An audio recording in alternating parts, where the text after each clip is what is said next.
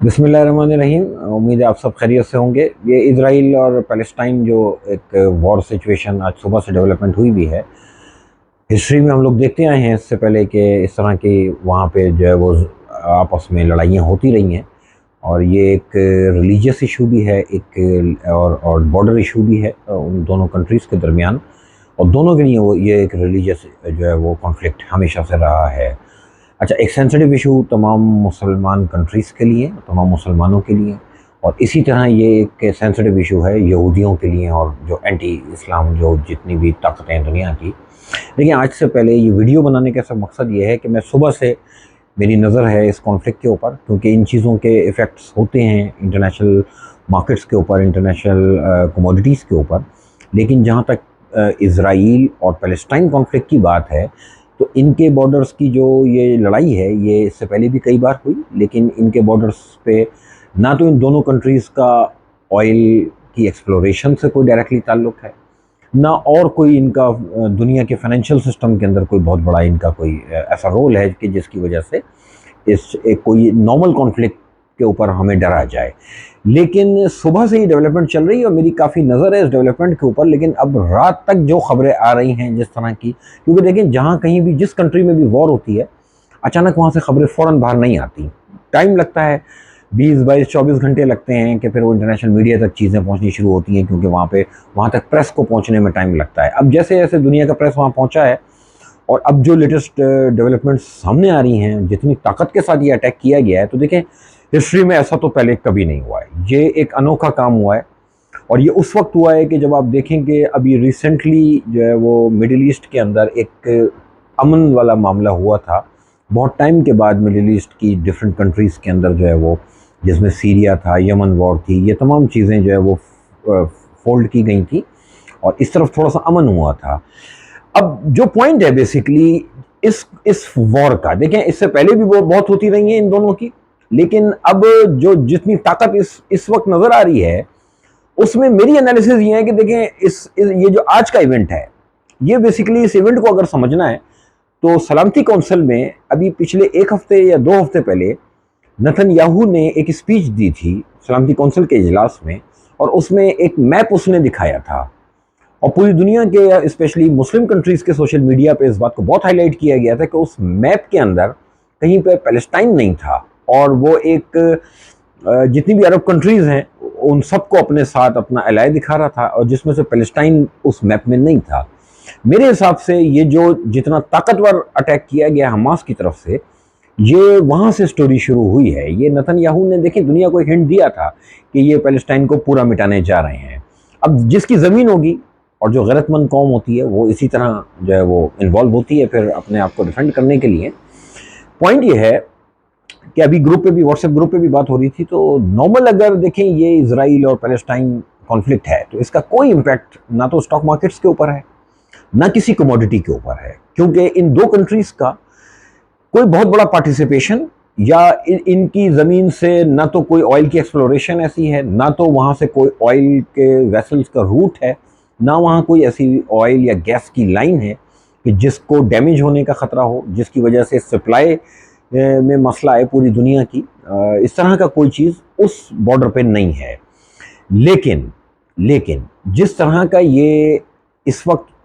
आज अभी अभी तक की खबरों के बाद जो नज़र आ रहा है, जिस तरह का ये अटैक हमास की तरफ से है, तो इट मीन्स कि ये मामला पॉसिबिलिटी है कि थोड़ा सा बढ़े आगे। और अगर ये ईरान की तरफ या और भी डिफरेंट कंट्रीज़ अगर इसमें इन्वॉल्व होती हैं, तो फिर हम कम से कम गोल्ड प्राइसेस में एक अपसाइड ज़रूर देखेंगे। देखिए,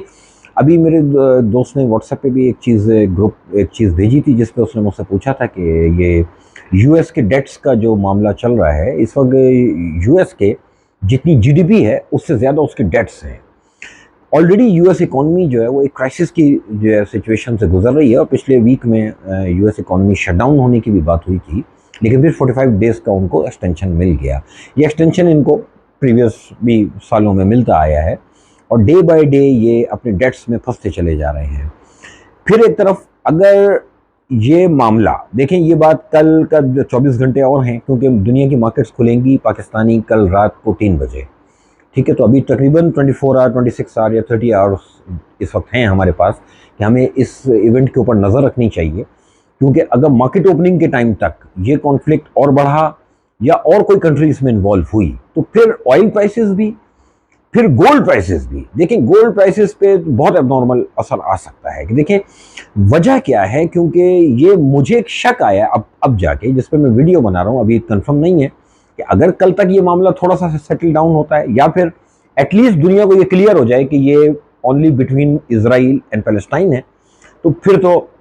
स्टॉक मार्केट्स हों या कमोडिटीज़ हों, मेरे हिसाब से कोई बहुत बड़ा जो है उनके अंदर हम एबनॉर्मल मूव नहीं देखेंगे, सिवाय गोल्ड के, ये टेम्परेरी गोल्ड के अंदर अपसाइड आएगी। अच्छा, गोल्ड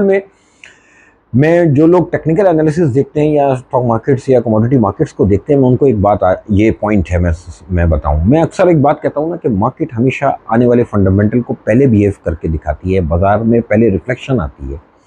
मार्केट पहले मूव करती है, फंडामेंटल बाद में आता है। अच्छा, अब मेरी परसों तरसों की वीडियो उठा के देखें, मैंने अभी परसों कही है ये बात, या कल या परसों कही है मैंने अपनी वीडियो में कि गोल्ड मुझे अच्छा लग रहा है, और परसों मैंने अपने व्हाट्सएप ग्रुप पे कही थी, और कल मैंने वीडियो में कही हुई है, अपने यूट्यूब पे पड़ी हुई है, और मेरे Facebook page IH global financial solutions के पेज पे भी है वो, कि मैंने कल ही कहा है कि गोल्ड मुझे यहाँ से लेने वाले रेट लग रहे हैं कि शॉर्ट टर्म के अंदर गोल्ड के अंदर एक मूव आएगी। मुझे लगता है कि वो फंडामेंटल गोल्ड को तो मिल गया कि एक ये जो इवेंट है, इसका हम एक स्पार्क जो है वो गोल्ड की तरफ ज़रूर देखें। लेकिन अगर ऑयल की तरफ ये इस इवेंट को आना है, तो इट मीन्स कि हमें 24, 26 आवर या 30 आवर्स के अंदर अंदर अगर कोई ऐसी खबर मिलती है कि दुनिया की और कोई कंट्री भी इन्वॉल्व होने जा रही है, लाइक ईरान या सीरिया या और कोई US, इस तरह के अगर कंट्रीज़ बीच में इन्वॉल्व होंगी, तो ये मामला फिर ऑयल की तरफ भी जाएगा। देखिए, मैंने अभी कल की वीडियो में भी एक बात आपको बताई थी कि US इस वक्त फंसा हुआ है बहुत बुरा, अपने डेट्स में फंसा हुआ है। दूसरा, स्ट्रेटेजिक पेट्रोलियम रिजर्व जो US के हैं वो 17 दिन के रह गए हैं। और बड़े मज़े की बात मैं और आप लोगों को बताऊं कि इस वक्त 1992 के बाद US के SPR जो हैं वो लोएस्ट लेवल पर हैं,